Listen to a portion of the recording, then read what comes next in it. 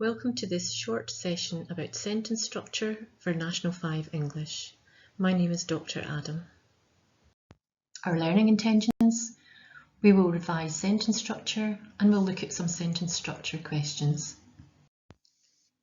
Hopefully you will be reminded of hints and tips to help you to revise, and you will gain insight into approaches that will support you to do well in sentence structure questions. There are three basic question types: understanding, analysis and evaluation. So we're looking at what the writer is saying, how the writer is saying it, and how effectively, in your opinion, the writer is saying it. Many learners find the analysis questions the most challenging. To help you to remember what analysis involves, the WHISP acronym is useful: word choice, imagery, sentence structure, punctuation, and don't forget about tone. You might need to revise various sentence types. I've listed some here, and on the next slide I've provided explanations. Pause the video to allow time to read the explanations on the next slide.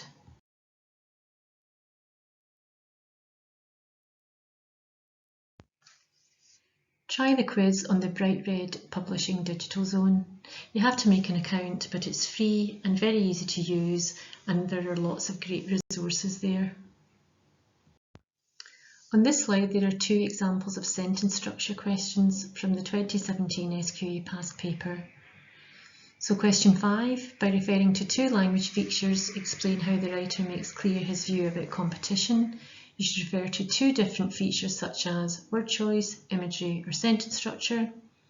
And question 8, look at lines 56 to 59 and explain how one feature of the writer's sentence structure is used to highlight an important point. This passage is about resilience, and this is the part of the text for the first question: explain how the writer makes clear his view about competition. It's a good idea to highlight or underline anything that might be relevant, so try to think about what you might highlight as I read the extract to you. The majority, like Mark, never made it through the first lap. Others made it to the final straight before dropping out. But this is football, this is life. Failure is an inevitable aspect of any competition worthy of the name.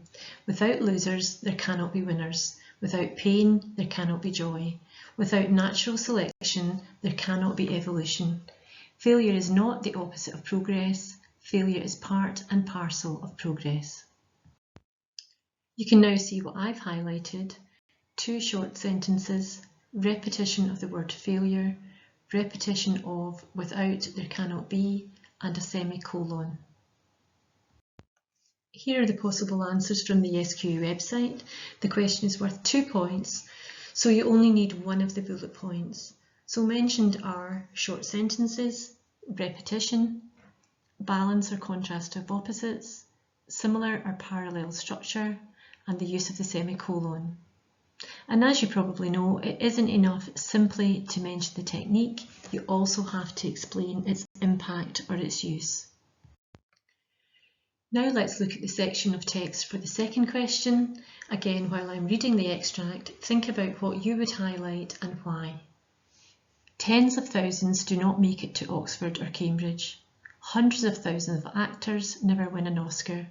Tens of millions fail to make it into Manchester United or Chelsea.